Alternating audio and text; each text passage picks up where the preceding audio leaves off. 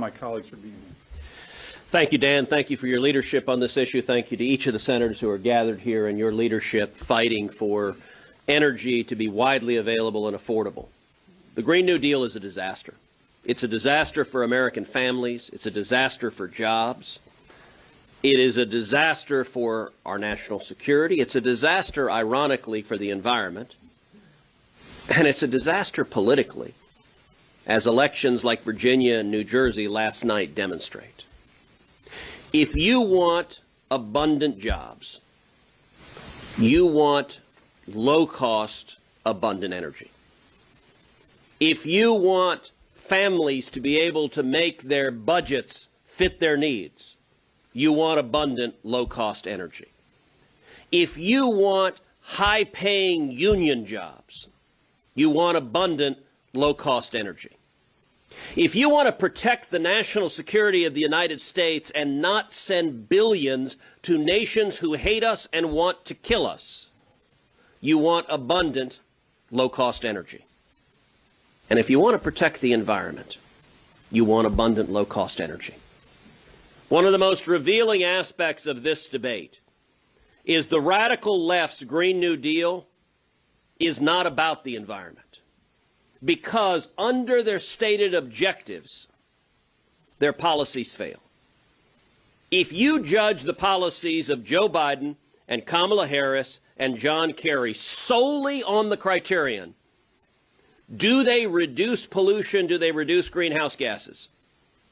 The Biden-Harris-Kerry policies fail badly. First day in office, Joe Biden, with a stroke of a pen, shut down the Keystone Pipeline. Destroyed 11,000 jobs, destroyed 8,000 high-paying union jobs.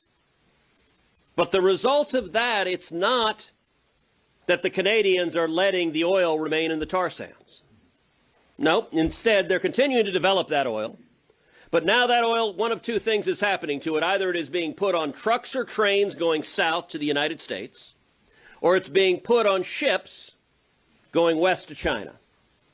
In both instances, it pollutes more, it emits more greenhouse gases, and there's a greater risk of spills. The safest way to transport that oil with the lowest emissions is a pipeline.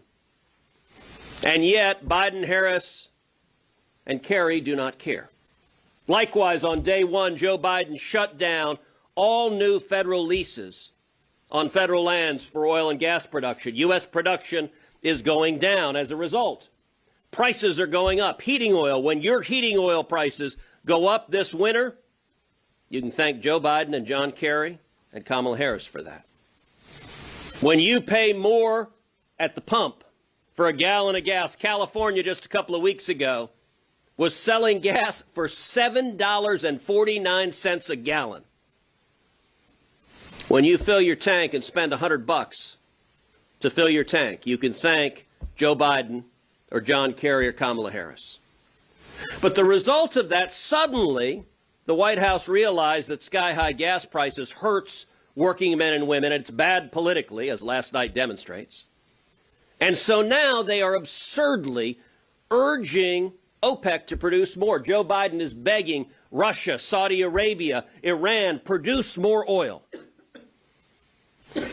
The oil and gas they produce is dirtier. It pollutes more. If the only test is, are we helping the environment, the Biden-Kerry-Harris plan pollutes more and emits more greenhouse gases.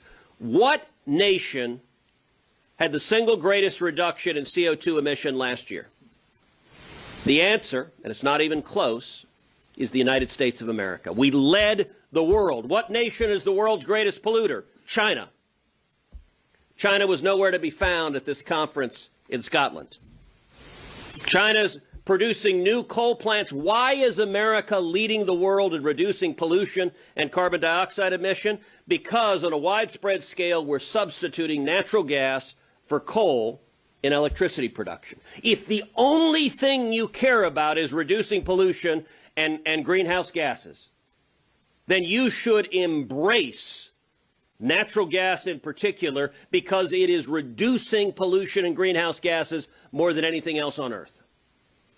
And yet Joe Biden and Kamala Harris and John Kerry are trying to kill it. One final point. Not only do they not believe what they're saying, but their hypocrisy is rampant. Headed to this climate conference, these officials flew in giant jets. John Kerry has a private jet that has flown dozens of times this past year all around the country. I don't know about you, but I don't have a private jet. I don't believe any of the people on this stage have their own private jet. Portland does. John Kerry, when asked about his private jet, said, really, for someone like me, it's the only way that makes sense to travel. What dripping, condescending arrogance. You know, when we travel, I'm in the exit row on Southwest Airlines. Let's land this jet, Ted. That hypocrisy demonstrates they don't mean what they're saying. You want jobs, you want to protect the environment, you want abundant, low-cost energy.